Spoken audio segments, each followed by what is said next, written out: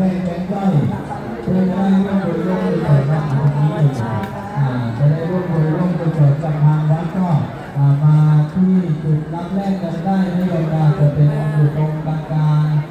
ของกองบุญจะมีจุดรับแรกเงินอยู่เป็นโต๊ะจะมีป้ายติดอยู่ข้างหน้าเป็นจุดรับแรกเงินนะโยมก็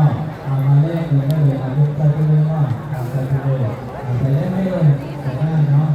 โมทนาสาธุกินได้เลยนะพระไตรจีวรกินได้เลยเมื่อเจริญศรัทธาได้โยมที่เข้ามายังสถานทำบุญนี้แล้วมาร่วมสุราษฎร์ธานีอันดีงามเป็นประเพณีลอยกระทงของเราชาวไทยกันก็มาดูงานกระทงได้เลยนะ